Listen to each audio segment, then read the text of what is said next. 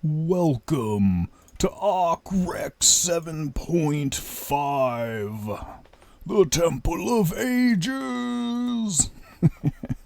I like doing that voice a lot. So, this one's going to be very interesting and going to go a lot of different places and topics. And just looking at this intro slide right here, you kind of have this infinity effect in this elevator. In the middle is the camera with the observer effect, this black lens. You know, as I look into this black lens on a screen, on my screen there's a black lens above it with a little light next to it letting me know that I, myself, am consciously recording myself while looking at a picture of someone recording themselves as it fractures out into infinity. And that kind of encapsulates so much when you add in all the context and things and specific identities and what have you of our reality, and you really start putting the story together and asking yourself what's going on here and where is it going to go. And I kind of want to start out by talking with deja vu for a second, because I think a day or two ago I had a deja vu so strong that it really has me questioning the effect, or if what happened to me was really deja vu, or if it was just something else entirely. Because you get it a lot when you're feeling the moment that it just feels so familiar and it kind of takes you back a moment. But this was a moment where I was in a conversation that I recognized like deja vu, and I said to myself that, hey, in about 3 sentences or so, I'm going to say something about fish. And, you know, you could insert a lot of explanations and things like that about probability that I just guessed the situation from past situations that were similar and just kind of extrapolated my mind, and my brain gave me that funny feeling like deja vu, and you can explain everything away with a chemical phenomenon. Yet this one really, because I've been talking so much about these fourth wall breaking ideas and knowing the script of your life and how to change it. And the fact that I have a deja vu so strong in a way that, you know, I don't remember many that were like this creepily strong. And then I'm sitting there like, hey, like, am I actually going to say this thing I think I'm going to say in about, 5 or 10 seconds based on the context of what we're talking about? And it's like, oh, yeah. And just not only, like, do I go along with it, or do I choose something new? And just that whole idea, and, the idea of your higher self looking at your lower self, and puppets on strings and things like that, and just the script of our own life and how that manifests moment to moment, and how we ourselves are viewing that as it's fractally branching off into infinity. And beyond that, delays that, especially after the first gap in my presentations, that it seems like a lot of things were going, maybe not full speed, but were happening at a decent rate, and that the last 2 or 3 months especially, there's been like delays everywhere, and not just in my life, but just about everywhere I can look, and especially with AI as well, that it was making kind of marked progress.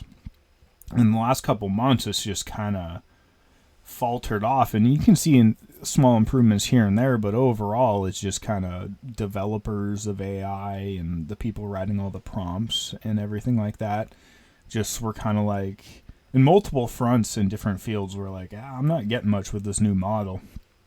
And on top of it, a big one is, like, I follow certain Japanese comic books and things like that, and just the delays upon delays upon delays, and many of them are unexpected in a way and just announced at the last second.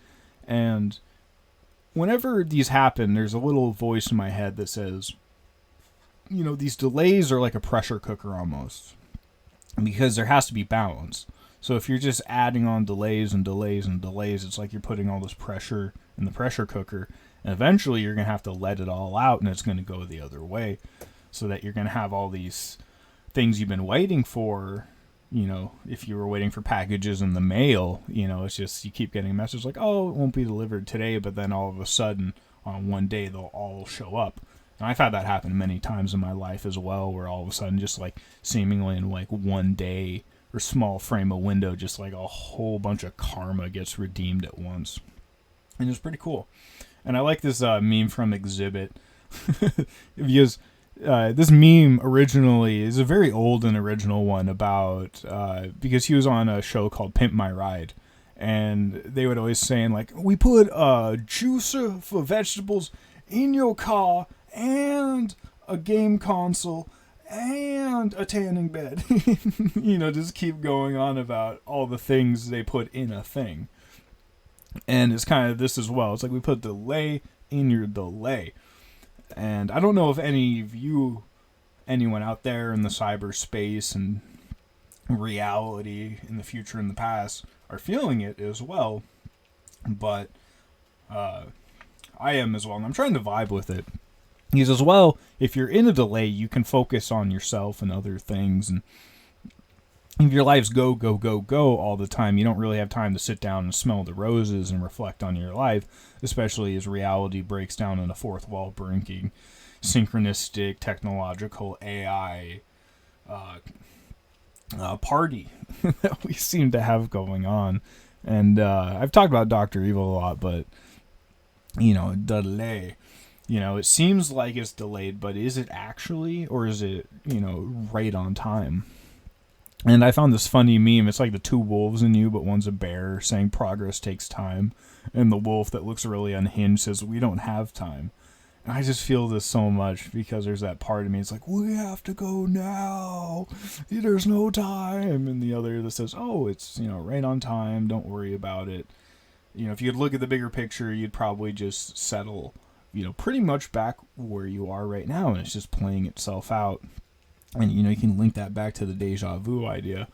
And this meme with Steve Harvey as well, that part of him's laughing, at the clown circus burning down around him. But the other part of him that's more practical is like, oh, this ain't that good.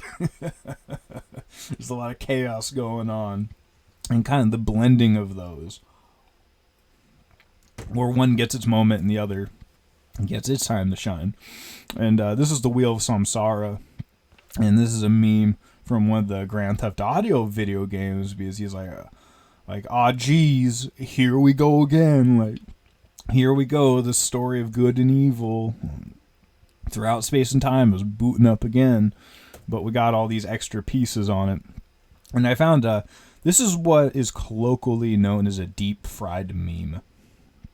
And because it kind of looks like you deep fried it, because it has all the pixelation, and it kind of has that effect on purpose.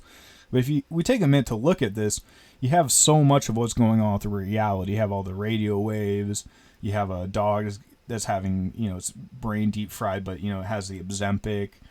I like the shark with shoes, because that's a really old meme. But, just mixing it in, because more and more this ridiculousness and how our reality is going to become less serious than it was. It's going to become more and more of a joke on everybody. And it's kind of been my point the whole time, is this really a joke you want on you? And to which degree do you want it?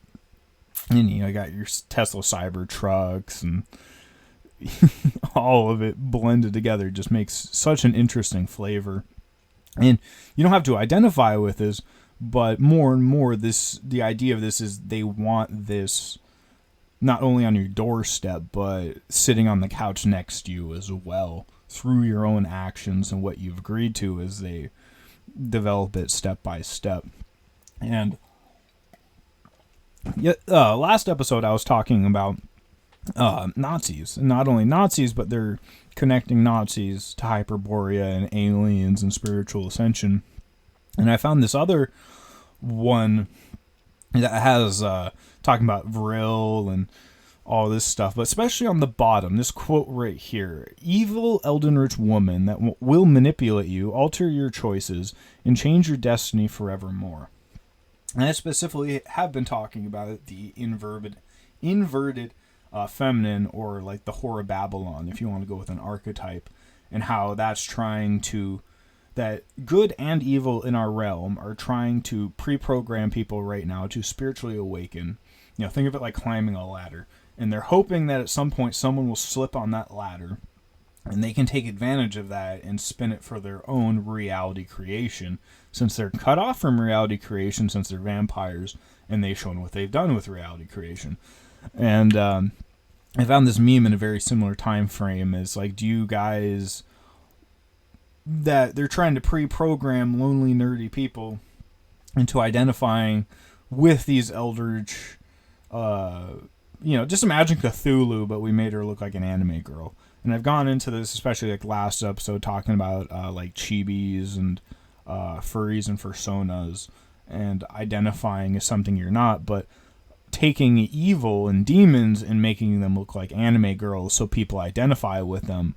Because normally it's like you wouldn't identify with like a big hulking demon, but it's like, hey, maybe if we made her look like a really attractive girl, and since we've structured society right now, especially for young people, so that they're not having normal relationships, that they'll attach to this fictional character because it'll, fill that hole in their heart.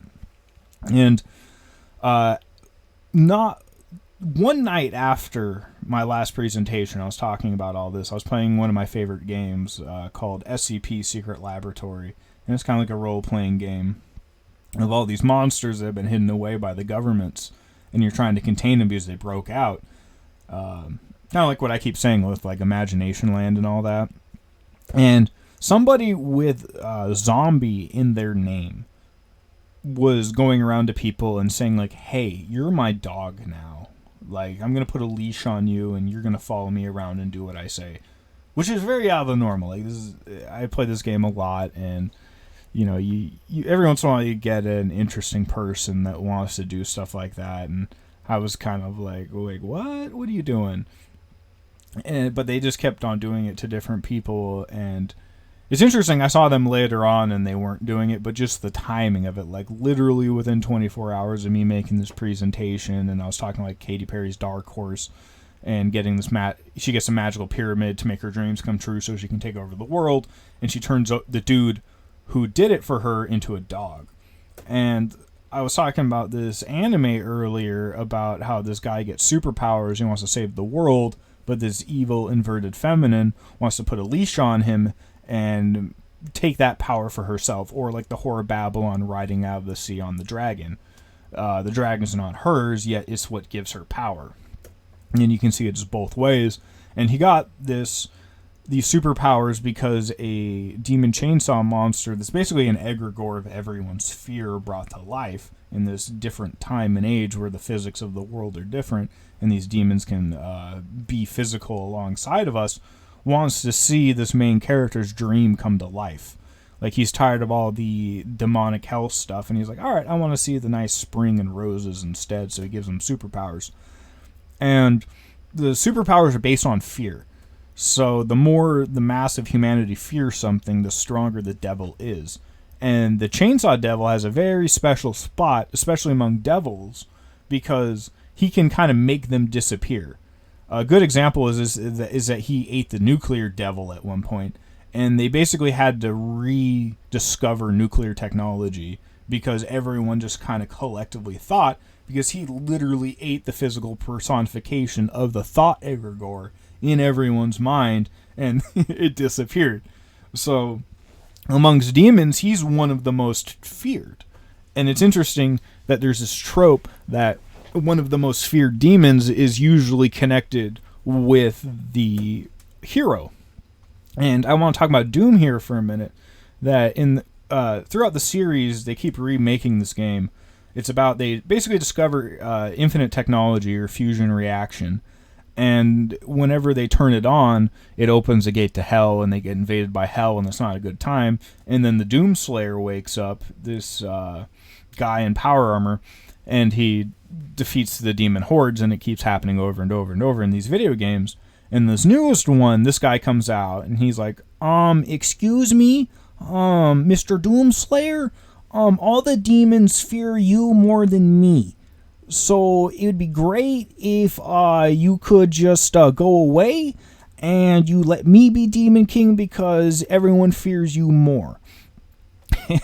Because he wants to build an empire and manage all the demons, and the Doomslayer just wants to destroy all the demons, like just get rid of them and send them back to hell, their dimension. That's what they fear the most. And I just like that idea that it keeps happening. And then this newest game, they specifically, instead of putting him to sleep till the next cycle, of trying to harness his power and have him on a leash, so they're like trying to like mind control him and like rent him out to the highest bidder, instead of like doing good moral things and trying to reset the balance between good and evil. And I think I made this point earlier, but I just want to talk about it. At a certain point, he has to pilot a giant robot. And I'll get more into how the giant robots come in with imagination and all that. Yet, in so many of these stories, there gets to a point where you do need a giant robot. And I really like talking about that. And in this game especially, they blend past and future, technology and tradition. And not only that, but with, like, you can see in the back the one-eyed Kundalini dragon. That's kind of like his spirit animal. And how it's all fusing together. Because usually it was kind of blended with, hey, this is mainly sci-fi. But in this game especially, they blended the fantasy back into it. Kind of making this big mismatch of all the Lego pieces and characters in one story. And talking about Devilman Crybaby, a Netflix show earlier, and it's kind of the same trope that there's a point where demons start manifesting in humanity, and the main character in the show gets one called Amon, which is specifically known from all the other demons because whenever all the demons start popping up, he starts protecting the humans and fighting the other demons for humanity to give them a chance, because humanity's not having a very good time against all the demonic monsters. And there's moon and eclipse symbolism with him, and he's called the Crybaby with his show because he's crying all the time because all of his friends are dying to giant demon monsters all the time, and he's not really happy about that.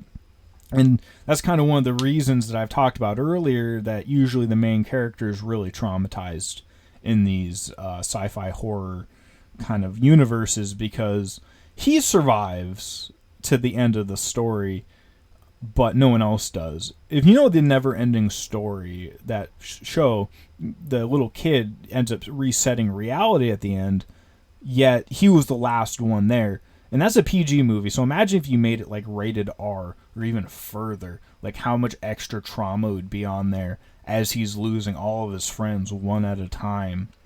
And he might not have the bigger picture in mind, and he's doing all this stuff, but it's just such a big weight. And in the end, it all works out, and that's what makes it such a great narrative story and why we remember these things, and especially if they're cautionary tale and can learn from them. It's just very interesting.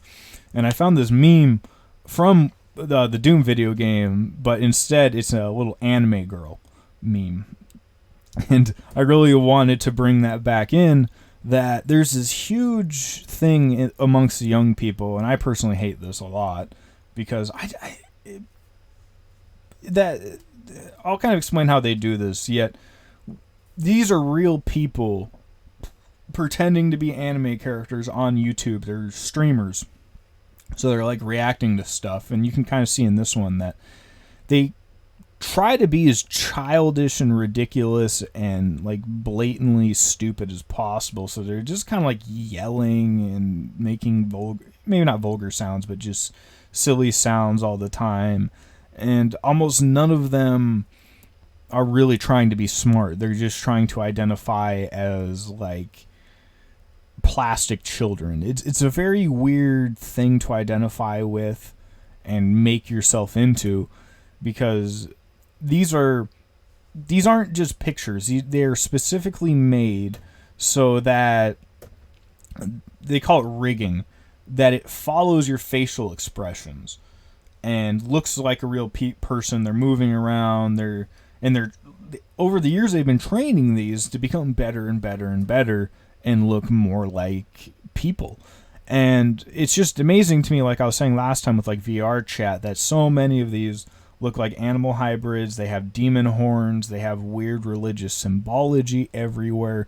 They all look like, maybe not all of them, but some. You either look like a silly cartoon character like Bugs Bunny, or you look like an anime girl. Or like an action hero. Like, there's not much in between. And I would say like 70% of them are probably more towards the anime girls, but I don't really go on these, so I wouldn't know.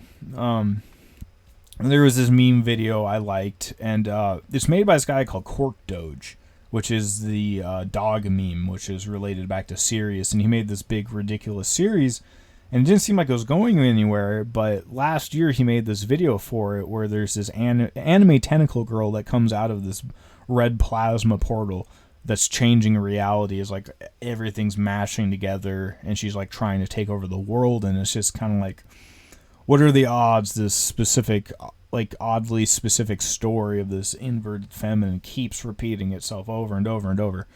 And this has, 2.5 million views, which isn't a ton, but it's not nothing either.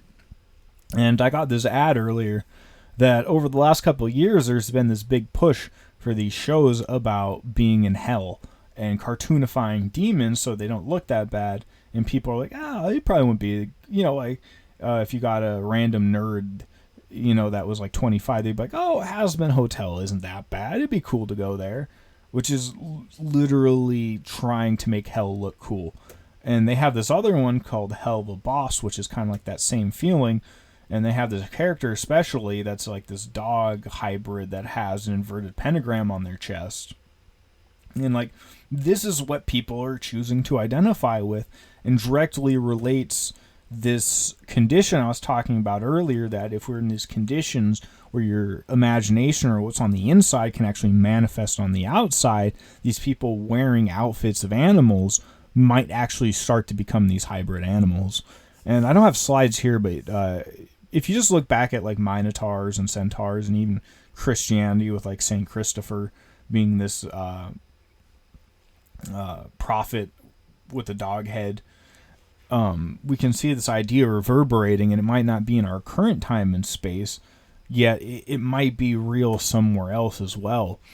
And I found this other meme in between these presentations as well about Starbucks saying, that has this mermaid, this fantasy creature that's not supposed to be real, that might one day be real.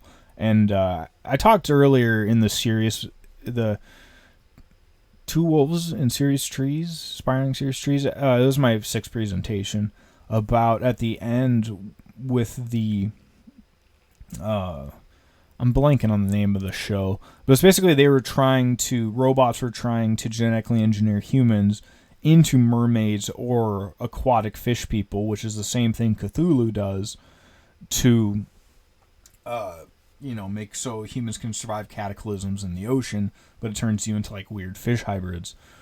And this game called Five Nights at Freddy's that they made a movie about that's really popular with the young kids about this animatronic bandit, like a Chuck E. Cheese's basically, that's haunted by the souls of these dead kids. And in the original game, you're looking through a camera the entire time, and it's kind of interesting. That observer effect comes back to this idea in filming it. And if you lose the game, the animatronics stuff you into an animatronic suit, and you don't survive the ordeal. But it's kind of gruesome and brutal in that way. Yet they made me think of like the Matrix and stuffing you into a pod. Like, these animatronics are possessed by the souls of dead people, so they can't escape. Yet they keep repeating the cycle of shoving other people in the Matrix pods or their reality as well. And this was a YouTube meme video I found a long time ago about Five Nights at Freddy's. And, this guy's on the duality floor in reality, and he sees this robot, and he decides to make a bunch of hybrids with it. And there's a slide right here saying you're absolutely getting fired for this, by the way. And it made me think of the fallen angels. Because what they do, they came down, they mingled with women when they weren't supposed to, and they made all these crazy hybrids that made everything worse. And at the end of the video, the robot ends up eating all the hybrids for herself as the dude's packing up in the background, fired from his job. And he's a security guard, so he was a watcher. He was supposed to make sure everything went all right, but no, he descended into duality. He messed around with the females, made a bunch of abominations, and if you follow the story of Kronos, that they ate all of the abominations to keep the power. Oof, reality, right? And I like it that this is kind of like this DE or DEI, kind of like the toned down version of this modern art that no one seems to like, that they keep forcing on everybody. And there's been these stories that China has developed the first pregnancy robot, and we can start birthing people in like matrix pods. And this was like a meme response to that you're born in a pod, you live in a little apartment pod, you die in the apartment pod, you're buried in a coffin pod. It's like they're making it so you can't escape the pod. And it's like, that's not normal. That's not what we want. And in my opinion, anyway. And there's this other story about in Japan, they created this wearable robot tail, they say, to help with their balance and all that, but it kind of keeps bringing this idea back to animal morphism. And also, if these things are real in our imagination somewhere, that, that's why our brain's latching onto it. And it's interesting that when they say you watch a movie, that your subconscious doesn't know the difference between it being real and not. And I've been thinking that more and more lately, that it's just so amazing that our subconscious might think those movies are real because somewhere it is real. It's just, it then starts looking in our own reality and manifesting it in, but that's that shining effect. So I found this post about this lady that's, she makes more dolls than this, but she's really into making these human-sized dolls. And humans become so easily obsessed with like statues, and like how kids will have like little stuffed Beanie Babies or toys, yet it'll keep going on more and more because, like I was saying, people have married inanimate objects, like they're trying to fill that hole. Yet if you imagine like Beauty and the Beast and how his mansion had all this furniture come to life, that was because of I would say the plasma or the energy in the world was so amplified that magic became possible, so you could bring sentience to anything because everything has a code that you can bring to life. It's just currently we are so lacking in that energy, we can't openly do magic, so we have to have technology and we have to recreate it in all these other ways. Yet now that AI is coming in, we're now starting to be able to recreate these things. And I kind of want to make a point because I found this other meme right here, that you have all these different kinds. It's not just about people wearing this fursuit as a hobby. We have mascots as well from all over the world, but also people as well in their own hobby, and how they have these different styles between cartoonish and like Pokemon and things like that, but then back to the humanoid versions as well.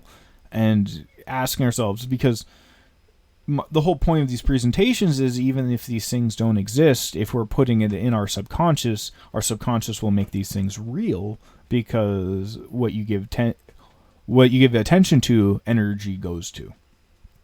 And this one keeps making me laugh, that this person found out one of the romance bestsellers was a lady working on a Minotaur farm, and she fell in love with the Minotaur. And it just keeps making me wonder, yes, you could look at this on one level and just say people are crazy. I get that. Yet, maybe they are, like, part of their brain, like, they're wired because these things actually happen way back when, and people are interacting with these things. And now that we're in this time and age where there's nothing else around us, we think this is normal, but this actually right now is really weird and artificial, and part of us is yearning for all this fantasy that everyone will say is fake, yet part of us knows might be real out there and want to connect to it. And this idea of connecting to it, all of the rich billionaire tech people that created all this technology that I'm currently talking to you on, will say they made it in their parents' garage, and it's kind of a meme in the alternative thought community about, making a startup in your parents' garage with the society-changing technology. Yet this meme is pointing out that it's more likely like an Eyes Wide Shut party, and they're connecting to the machine elf DMT entities, and they're telling them what to do instead, and kind of trying, like, they want to open a portal so they can come over into our area and change it, kind of like Imagination Land in South Park, yet they need us to build the gate on our side. And how, I'm talking about this earlier, about how transistors look like Solomonic sigils, and how electronic devices like your smartphone might break the Solomonic pacts and allow demons to view and speak and communicate with you without you really knowing it. But more and more, this might be their actual portal to come out into our realm, kind of like I was talking about Doom earlier, that the more they advance technology, that it eventually lets these things in. And on the left right there, that's the city of Cairo. And you can just, just from a top-up view, it's just energy moving around in carbon flesh suits. And on the right, you just have light and energy moving around on a silicone little board. And if you can look this up on other YouTube videos, that if you keep zooming in on a circuit board, there's just more circuit board on it, especially with these new smartphones that we have that go down to like 8 nanometers. Like, it just kind of looks like a city. Oh, and you zoom out, there's a city in the city, and there's a city in the city, and it just keeps going. And I wanted to talk about this especially. This is the sphere I was talking about last presentation in Las Vegas, and how you can get these $300 Wizard of Oz tickets, yet they're specifically trying to make this an immersive experience. So, like, there's certain parts in it where they like throw apples down at you when they're in the apple orchard, and at the end of the movie, when there's a tornado, like, they have actual wind machines in here that will start whipping the air around and make you feel like you're in a tornado. And I was saying it earlier that they are digitally imposing and changing movies so that they fit on the sphere itself.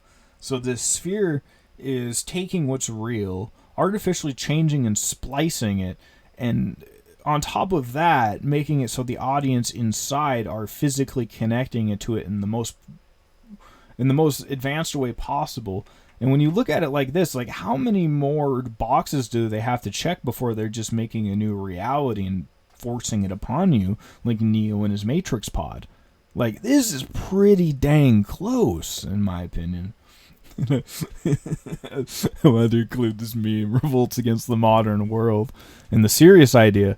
Yet, it's this idea of the two becoming one, because they want the flesh and the machine to happen. Yet, I think this can happen from a good way as well, that there's two sides to every coin. It's just that we have a bunch of people that look like normal people that are actually monsters, bringing this technology to life instead of good people.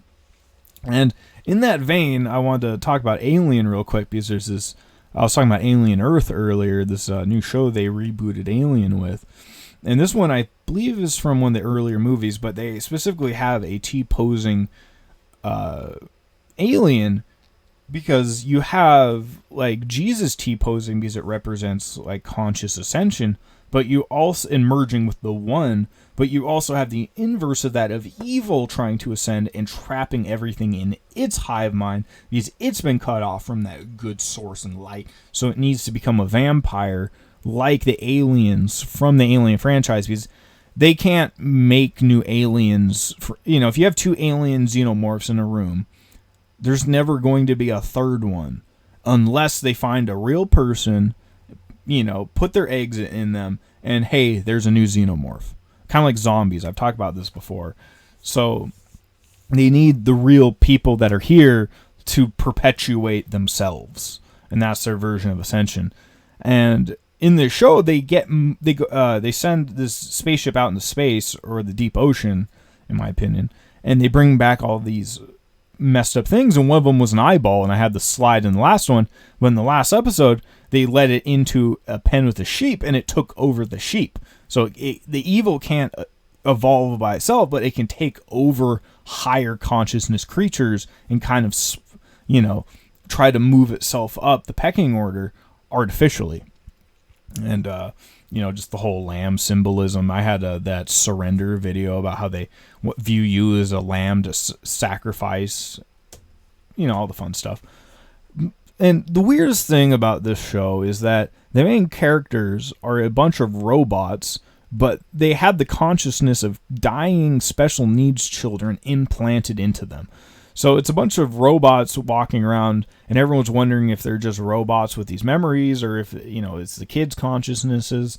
And, they're very special and acting like children, which is kind of interesting about, in so many of these tropes of the Chosen One, is, them never letting the kid inside die.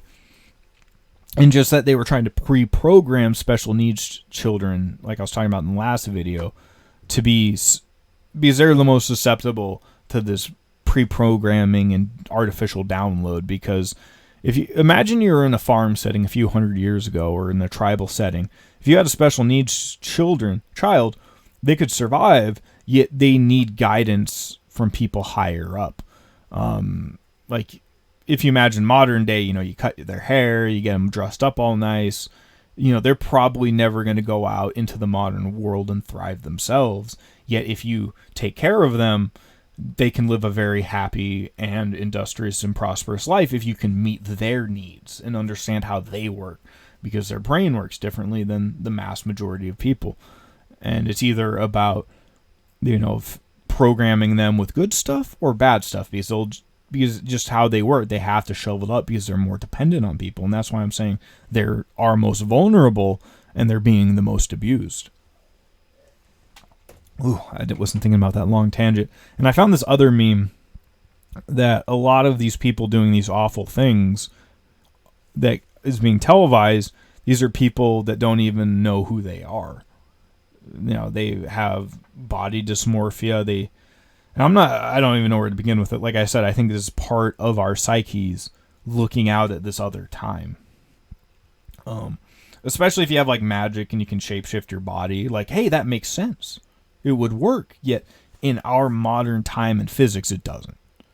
And I think it's recognizing that balance. And maybe why it's happening so much now is that they're trying to implant this in our head so we do manifest that crazy future.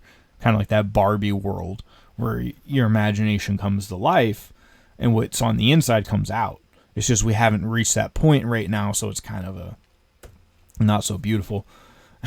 This is this meme from a game called Bloodborne I was talking about earlier, that the more you play this game and the more knowledge you get, the more you can see these Eldritch monsters, like these Cthulhu monsters all around that are manipulating reality in ways that are hard for you to understand. And this meme is like, you know what? I like it better without these glasses, without the They Live glasses on. Like, I'll just kind of go back to what I was doing. And the Cthulhu monsters, like, put those back on. Look at reality. Face the facts. And this is a character from that universe. And this pre-programming I'm talking about, that they want you to merge with this dark side, with this Cthulhu, like to become this hybrid entity, because that's how it gets you to join the vampire hive mind. And this is one of the ways they have been preying on young people. Because I like meme sites a lot, and I've been noticing these memes popping up more and more and more. Like, here's this werewolf, and it's like, y'all run, I'll hold her back. Because they're sexualizing this mythology. And I was talking about that, especially last episode, that they're doing this more and more, so all these lonely people will identify with it. And this is this show I used to watch called American Dragon Jake Long, where this guy could shapeshift into a dragon, that Kundalini energy. And there's this one episode where this girl has a kissing booth, and it turns out she's this like alien monster. And while this guy's at the kissing booth, she turns into that alien monster and like has the xenomorph like inner mouth thing coming out, and he's going like jackpot. Like he's not afraid. And that's what people want. And I just kind of want to say the flip side, like if the two is going to become one and everything's going to work out, like, and then maybe this isn't that bad, but that's all personal preference, and I'll leave it at there. And I want to go back to the person that created the xenomorph, H.R. Geiger. You can see in the background he has a picture of Aleister Crowley there. All these magical pictures. He made his own tarot card. You can kind of see the chair he's sitting on is all messed up and it has all these skeleton bones on it. Like, he had entire houses that looked like that are museums. And, I'll let this picture paint 1,000 words for you, and how he made all these sexualized machine hybrid pictures. And he eventually made the xenomorph, which in its original design was very sexualized as well. And, he's kind of holding at it and looking at it.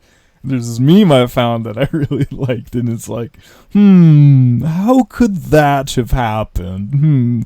Who sexualized horror? Why would we do that? Sorry, it's just so ridiculous. It's like hell itself. It's like, we must become anime girls. We don't have enough followers. Oh, it's unfortunately working more effectively than you'd want it to. I had this ad for Quantum Fiber that says "Your World Unleash," and we have just the plan for you, and how it allows you to connect all your chats and games all at once, all your connections, and how you're watching it. How you're the observer looking into this black screen, and how it wants to connect everything all into one at the same time. And you have quantum entanglement, that it could be anywhere. So it could be anywhere in the mind of God, and you're connecting with it. So the past, the present, the future, and all these ideas. So this is going to be a very interesting topic to bridge, but I very much wanted to talk about it. So this is originally from a video game, but they use the assets from the video game to make animated videos. So when this video game came out, they made both tools so you could play the video game, but you could also use the model assets in the video game to make all these videos. And for the last 20 years, there's been a lot of these fan-made videos that get millions of views based upon this game engine. And one of the most recent lately was this thing called Server Blight. And it's basically like The Thing in this video game, but it goes even further to that, and I really want to talk about, because it's kind of like this corruption and this chaos, this thing trying to trap you into a hive mind, but combined with video games and the observer effect, and how it takes real beings and, like if it was in the Thing movie, you had a normal human being, you had a dog, and it becomes this giant twisted monster, because that's what evil does. And I kind of wanted to go back to this idea. I was talking about how squids and octopus and things like that actually try to pretend like things they aren't. And there's very few things in nature that actually do that. And in a human sense, this is very uncanny. There's this thing called the uncanny valley, that if something looks almost human, but not quite, it sets off a ton of alarm bells. And I think there's a reason for that, especially in antiquity.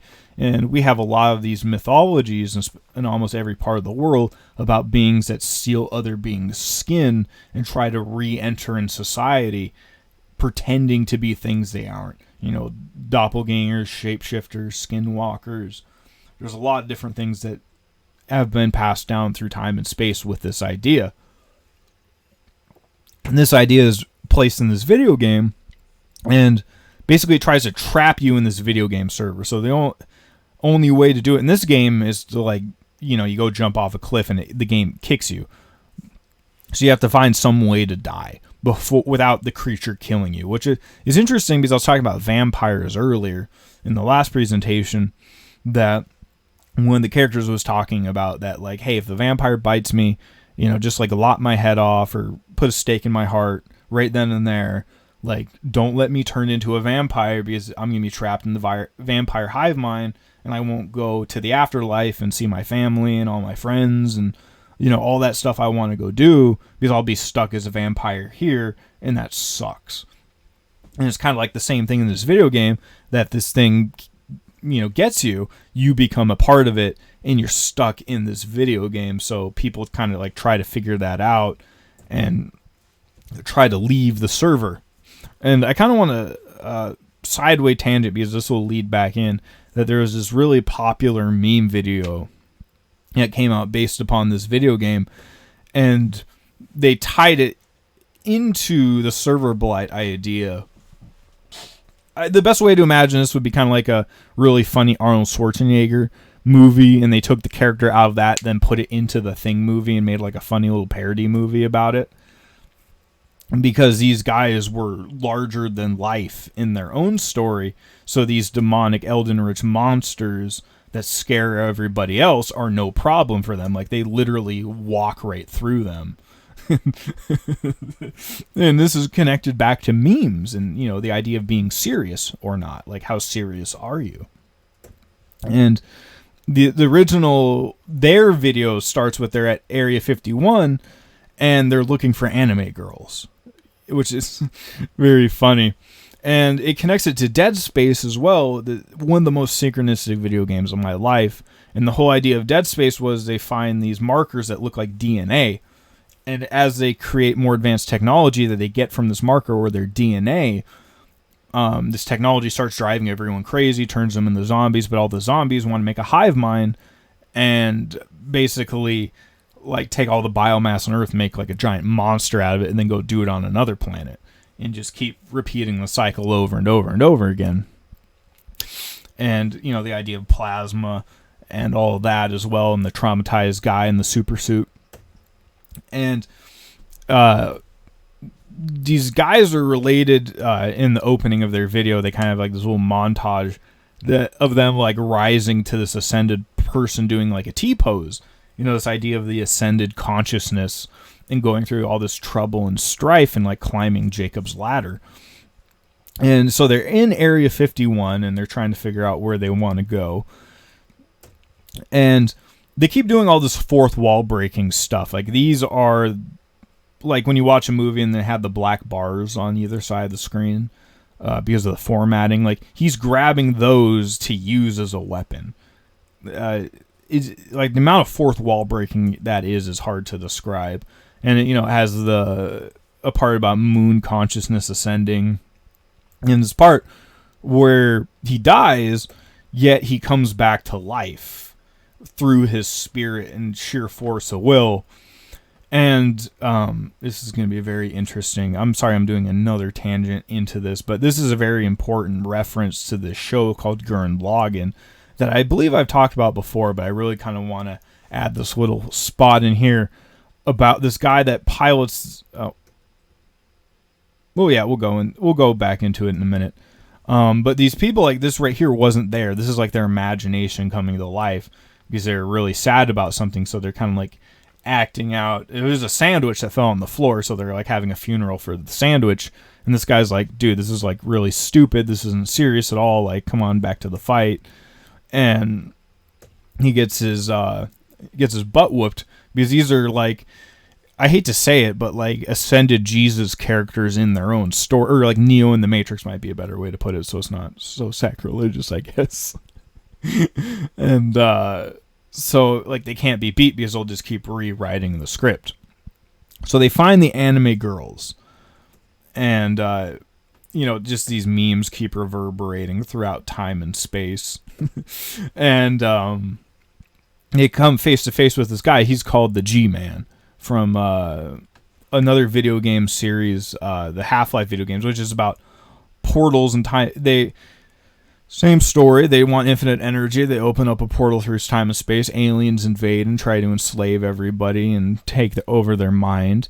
And this guy right here, and the blue plasma streak as well, and the traumatized guy in the super suit that I keep talking about. But the G-Man specifically is a different kind of... He's basically like an alien entity that can trap you in pocket dimensions and open up rifts between space and time so he can pop up from one dimension to the other, and he kind of looks like this creepy, like Men in Black gray dude. And this was back to that Gurren Lagann show I was talking about just a minute ago about there's this is called the anti-spiral entity, which is related to Saturn, and it traps you in extra dimensional space, so it'll trap you in your own like false dream reality. So that's what happens in this show at the very end of it. So this guy's trapped in his own false matrix, and he doesn't even remember he's trapped in a false matrix. So like his best friend from that reality is like, hey, you lost your drill, you know, you lose your way, I was talking about last episode with like the divine masculine being personified with a magical sword or dragon or drill. So he's like, hey, you lost, you get all scruffy and you kind of lost your way. But he's kind of reminding him of that because the main character is so it's kind of hard to see it, but the guy right there telling him to wake up from the dream, that's him bowing down on the ground, being all pathetic. And that's the version of him in this alternate reality.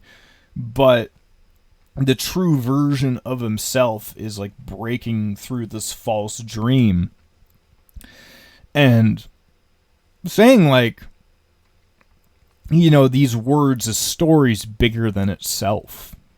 And it's like, your heart energy and your desires can break through reality itself. Oh, there's so much to say here. And the false version of him is trying to say, like, hey, bow down. Like, be this person's servant. Like, give up. And he's like, no. My spirit inside wants to ascend. It doesn't want to be stuck here being a slave. And, a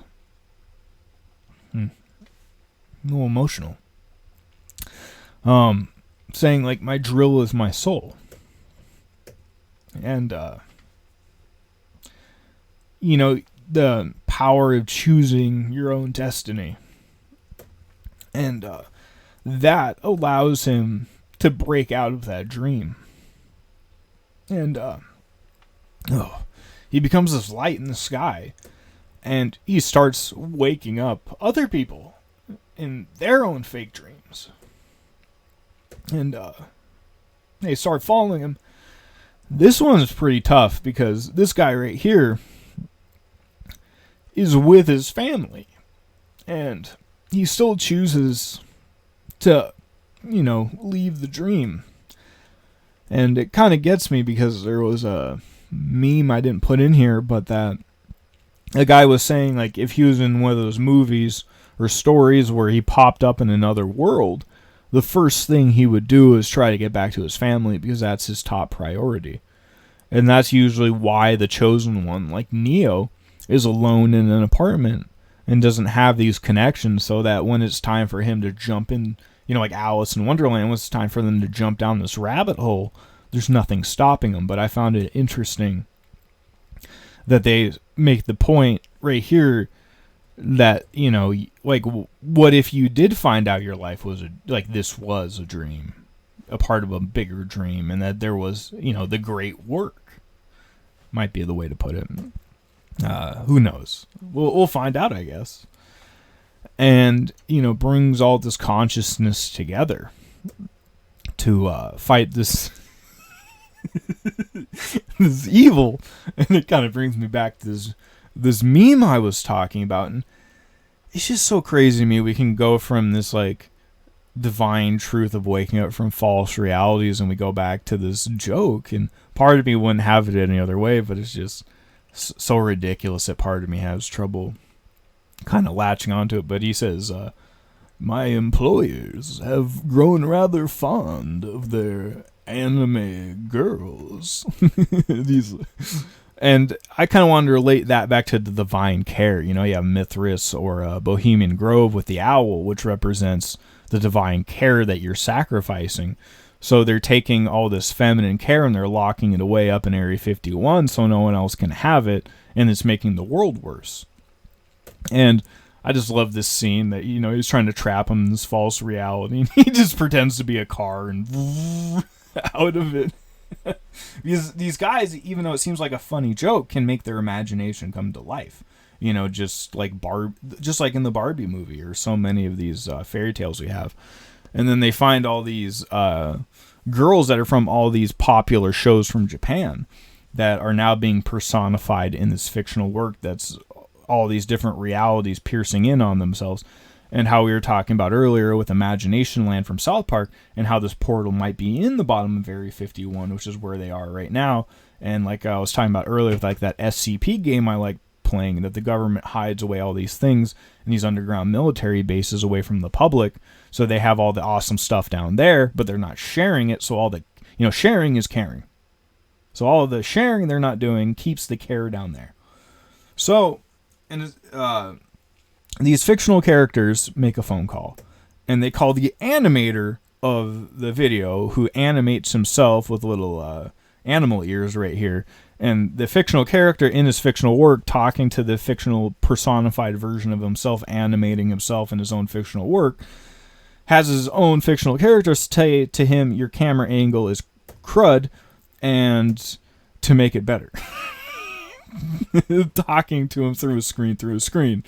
Which makes me think of The Truman Show and how things might become less serious and the observer effect going out of control throughout fractal realities. And Chris Chan. So this is a guy named Chris. He's our version of The Truman Show. I believe on record he's the guy that has the most media time of someone ever made. Since he's been a kid, they've been making videos of him.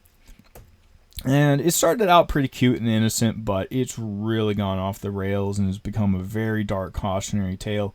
And it might get even worse. Who knows? There's some very interesting tidbits in here. Basically, he wants to identify as a her. Went to jail for molesting his own senile mother, and got out and is now talking about how the multiverse is collapsing and how this fictional character he came up with is coming to life. And his fictional character is after Sonic the Hedgehog, which I was talking about last episode, about this really synchronistic character that goes between dimensions and can bring imagination to life. So this person made their own version of Sonic the Hedgehog, and this is an entire meme. I didn't include it in here, I don't think as much, but if you go online and type in people's own version of Sonic the Hedgehog, people have made their own, thousands to potentially, I don't want to say millions of other Sonic the Hedgehogs, but there's a lot of really cringy stuff out there that a lot of angsty teenagers made. But this medallion has a curse on it, known publicly, and this is a big meme that e-celebs will get this medallion.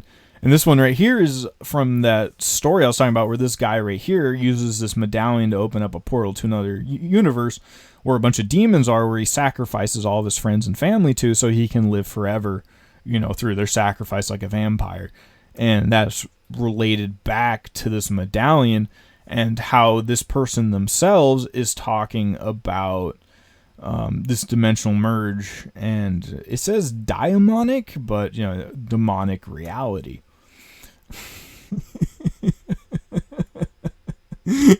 And they turned him into a Bugs Bunny meme, and he's saying oh my goodness, it's the dimensional merge, and that's the thought egregore he made come to life. Oh my goodness, I can't make this up. Hey, this is the best way I can put it, that the Truman Show's the OG version of the Bible in our reality, and that this is how far we've come from the original Truman Show. That's okay, we have the original Truman Show, he has a family, a decent job and hobbies, and what do we got now? Oh boy. And related to George Washington and his apotheosis and Baphomet as well. Yeah. And I wasn't going to include this, but I got a triple level meme synchronicity about this, in the last hour itself. So, this was a guy on YouTube, basically the same thing. His main shtick was that he just filmed himself, and he lived off the donations of others. So he was basically this messed up version of the Truman Show. And he died at 34, and this wasn't the big thing. The other big thing was he was huge into black magic. I didn't really watch him, but every once in a while he'd pop up as a meme, and one of them was that he was in a cemetery on a date doing a Ouija board, drinking, praying to demons. Just the small stuff. And when he dies, his dad goes on, and the last thing his dad says is "Hail Satan," and said some nice things about him, but just this idea of this negative part. And when he died, everyone started talking about that he made a video years ago that he might die on his 34th birthday from a heart attack, which is supposedly how he died. And I saw like the short video of it, and it didn't seem like the video of a guy just randomly having a thought about that. It seemed like he was ruminating on the fact, and he was kind of sad about it. And it kind of makes sense that he would then just basically drink himself stupid every day, and that's all he really did, you know, kind of stuck in this loop until he reached this point. And I know this is a weird opinion to have, but I feel like it's in a way that he had the idea for a long time, but he didn't have a way to fully substantiate it, but it was serious enough to kind of, you know, impact his day-to-day life and subconscious and psyche and things like that. And the thing that made me want to include it is I was looking for a picture of Kronos and including it with the the toned down Kronos. There was a picture of him right here talking about Kronos eating its children. You know, this black magic sacrifice. And it's interesting because the picture of the toned down Kronos right there is called Deja Vu, or is linked to Deja Vu, which is a huge thing I've been talking about, and you know, it fractally going out through space and time. And earlier, this guy is one of the biggest disclosers and pre-programmers right now at the top of the hierarchy, and he's known as the Roach King.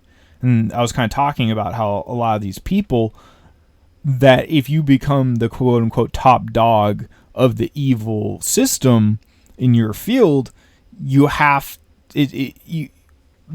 some kind of suffering has to go with it. Like, it can't be this perfect shining example. And more, you know, I think 50 years ago they had to put a lot of veneer on it, but now it's really getting close, you know, to the unveiling and the actual reality of these people's lives and how it's kind of like Schmeagol.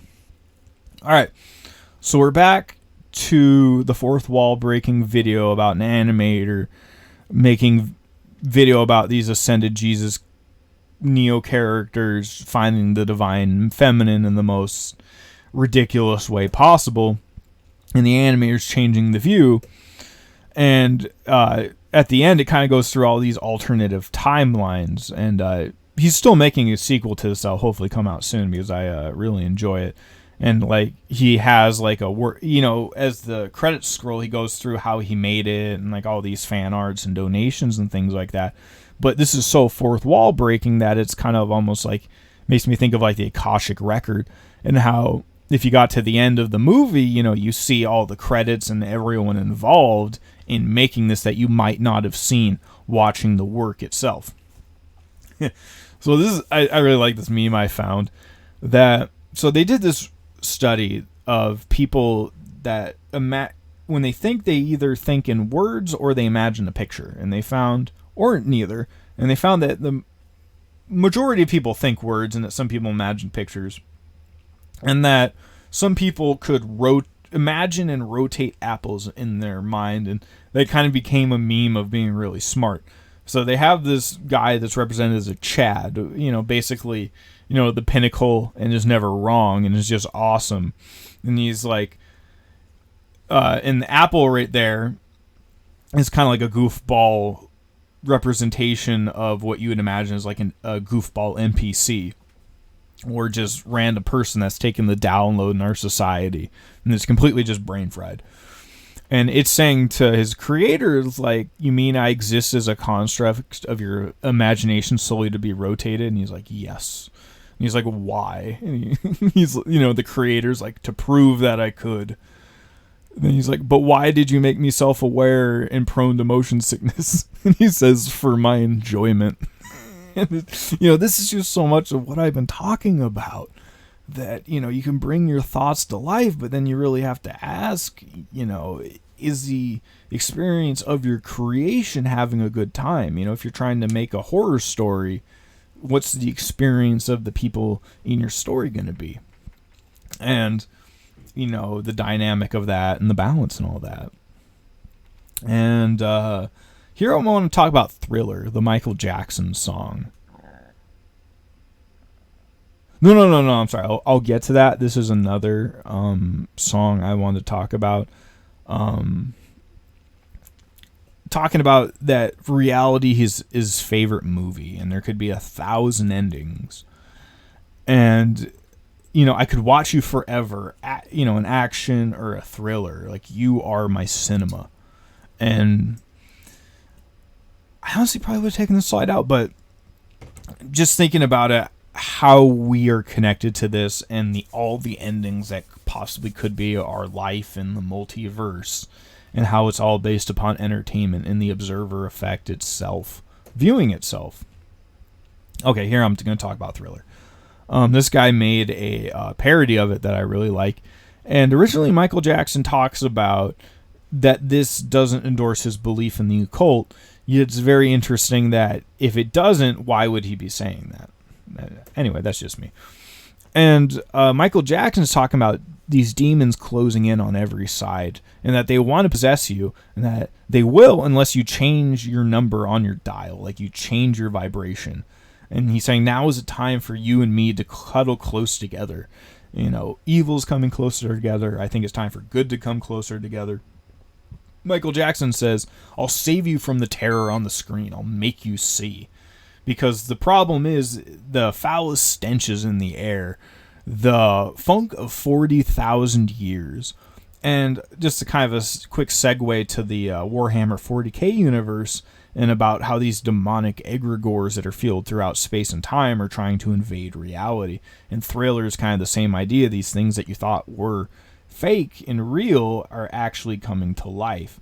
And he's saying that no mere mortal can resist the evil. And I kind of take that as like just in your day-to-day life, but if you actually take steps to prepare, you can actually do some things against it.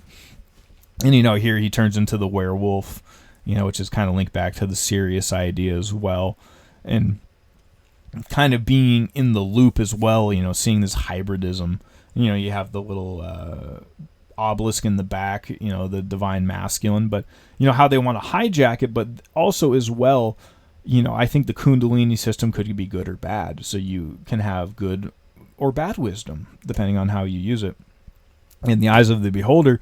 And back to the idea of The Ring, which is this movie where if you watch it 7 days later, this fictional character that you thought wasn't real comes through the screen on your TV and tries to kill you. And earlier, this was from the Door Brothers and their AI video about how AI video is now making these come to life and how they want to bridge this gap between the screen and you. And this is from Lord of the Rings about how there's all these spirits and evil personified like Sauron in this other dimension, and how they're trying to build this technology to give them a vehicle to pop into real life, and how the ring can be a metaphor for technology as well. And, how it interconnects everything, and how it allows evil to see and communicate and, focus its power, but also how you have the good and evil paths you can choose, and if you let it corrupt you or not. And I found this little funny comic, where in this one Frodo chooses the dark side and he ends up marrying Sauron.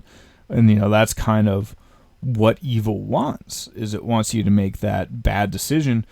And here's, I talk about this game a lot, Resident Evil, about this, they genetically engineer this virus that's linked to the big pandemic we had, and how they made a version that turns you into giant monsters as well. And this meme is kind of talking about, like, so what was the plan of all these villains? Like, just to become part of the evil giant hive mind? Be a giant monster thing forever? Right? Like, it doesn't seem that great, but it's kind of what they always choose. And I kind of want to go back to Harry Potter and this choice between good and evil and making imagination come to life, and about the boy who lived. And how I was just talking about Michael Jackson and the Kundalini energy. Here you have the boy that can talk to snakes, and how everyone thinks that's negative, but in his case, he's just using this power for good. And it's just how you see it. And how him and Voldemort are linked, and the reason why he can help and protect people is because he has this psychic link to Voldemort, and he can look into the darkness that no one else wants to look at, because no one else even wants to say Voldemort's name. Less likely look into all the heinous stuff and try to find it. And here's the scene where for a second they both fuse. Because that's a big fear of Harry's, is that he'll fall to the dark side like Voldemort did, and like he is like him. And that we have the Deathly Hallows, which is about overcoming death. You know, it's an ascension idea, like Jesus or Neo, and this allows him to come back to life. And I like this quote from Dumbledore, that happiness can be found in even the darkest of times. One only remembers to turn on the light, and how that can bring back the awesomeness and save you from this horrible story. And just right here, this thing of like, why didn't anyone believe Voldemort was back? Because a huge thing in this story is that everyone fought him on it, and even when Voldemort was back, everyone just kind of ignored it until like he was literally on their doorstep and they couldn't live their lives anymore. And not only that, because they didn't want to believe it, that they let themselves and their own wants and desires overcome this storm that was brewing. What I'd consider the bigger picture of the great work. I like thinking about the Titanic the most. Like, you see the weather getting colder, you see the increasing ice in the water, yet you don't want to believe that it'll keep going the way it's going. And at the end of the series, Voldemort, this is kind of like the afterlife version of him, because Harry goes to the afterlife when he dies for a few minutes and then comes back. And his afterlife's really awesome because he helped save his friends, but Voldemort, like, he's all deformed. Because that's what he just kept cutting off his soul so he could live forever like a vampire. And, the afterlife version, that really doesn't work out well. And I want to talk about this show, Common Side Effects, and we'll kind of go back to that in a minute, about these radioactive blue plasma mushrooms that can heal any injury. And it's related to tortoises as well. The tortoise wins the race. And this idea of healing, anything, and that, you can be really messed up, but these things will heal you. And there's this character called Jonas the Wolf, and he's kind of like the evil rich man that runs the pharmaceutical companies that wants to harness this, divine masculine healing power for his own benefits.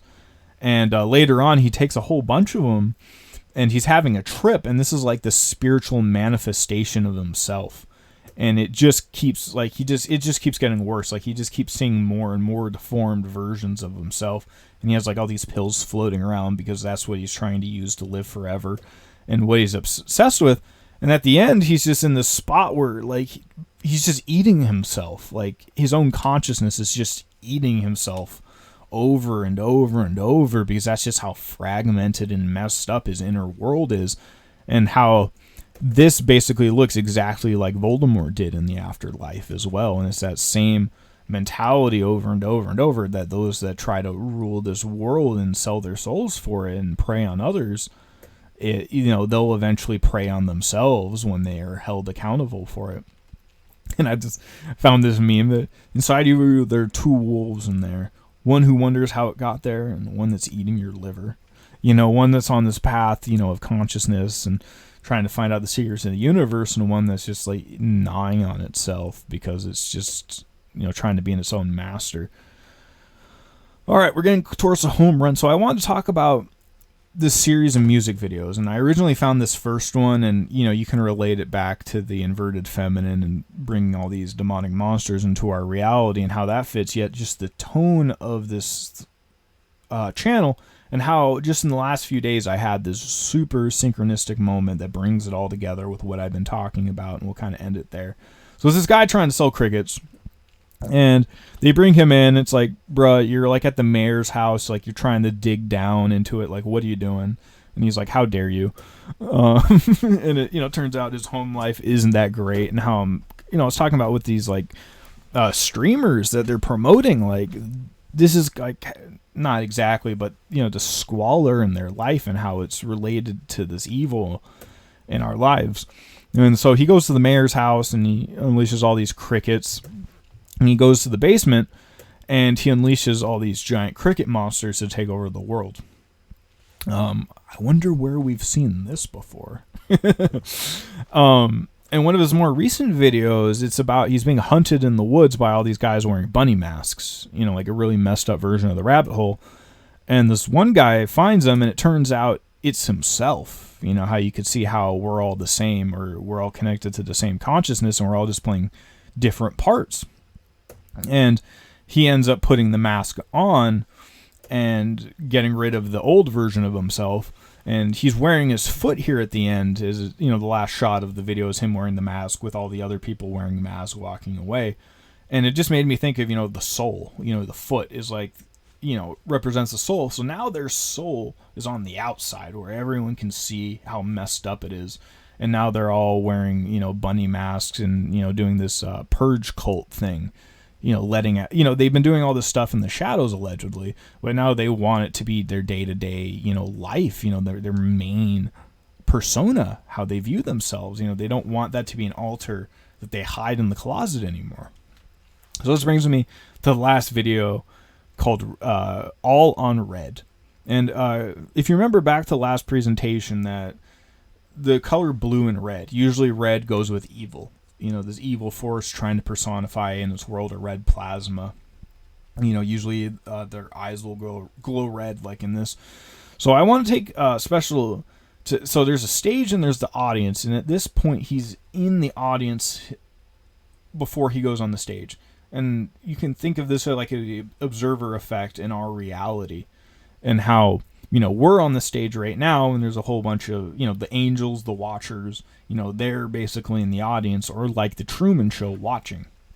So he starts from the audience, he goes on the stage, and he has this red button. It says, change your life with a click of the button. You have a guy that's all sad, and he goes to basically the boss guy that's all happy. And red, in this one, stands for reconfigure every dimension. And he starts pressing it, and it gets all fancy. And here's one where he's animated, but then the animation comes to life. You can kind of see they're wearing the same outfits here. You know, how you can have something animated, but then you bring it to life, but he keeps pressing it, and it keeps changing their outfits. And as he's doing this, you know, you can imagine like he's opening up the multiverse, and he's letting his light shine, like we were talking about with Shining and vampires and zombies and all that. And at this point, you know, the demons basically show up, and red becomes ruin, enslave, and devour. And in the audience now are these demons that now like see this big show he's putting on, and like all these dimensional changes. And they make a specific point to show that like they have these animated eyes.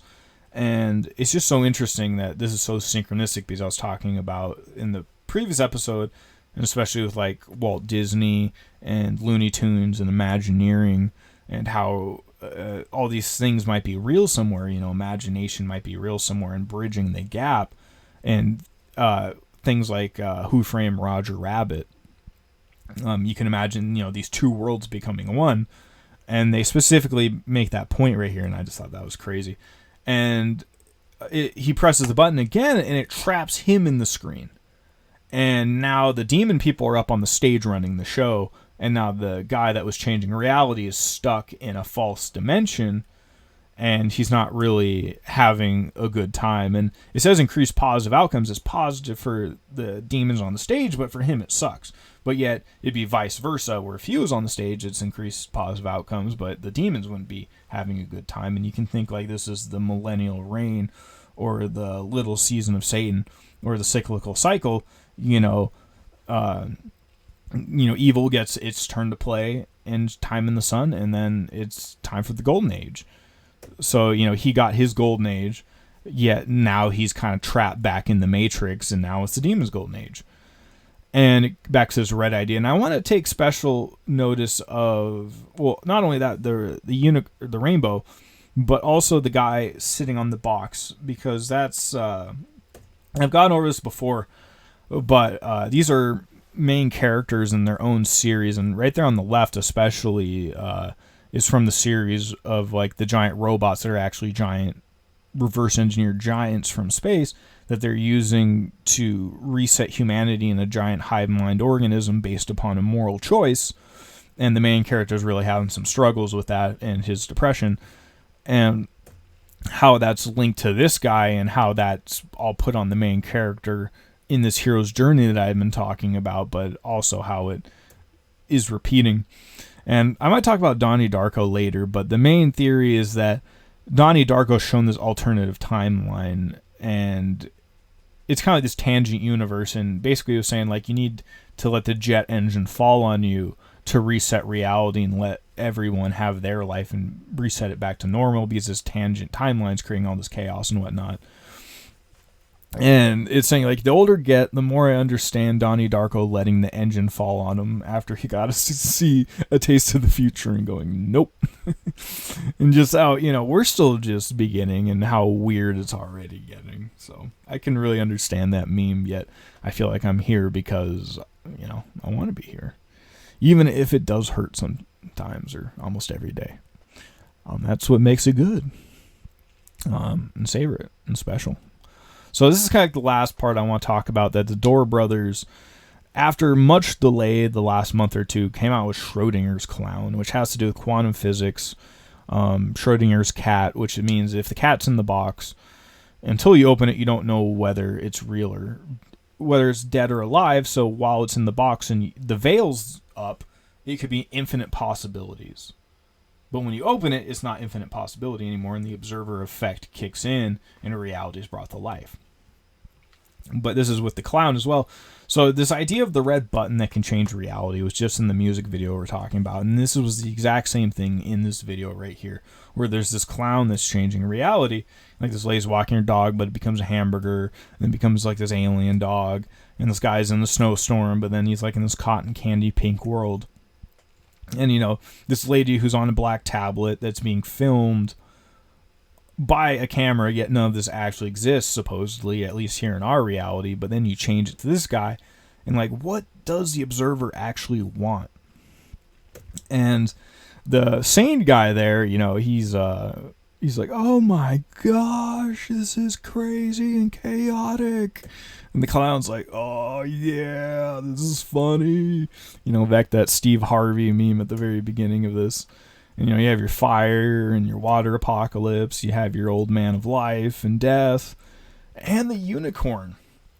And I'm not going to go into it right now, but there's this movie called Death of a Unicorn that has to relate to the world being normal, but then all these fantasy creatures coming in, and it having to do with unicorns and the Aurora Borealis and, the mind of God and all this.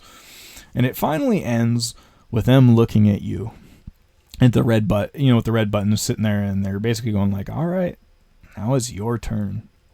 And kind of the idea, like I've been trying to say, that whether you're on the good or the bad side, it seems like what's on the table is the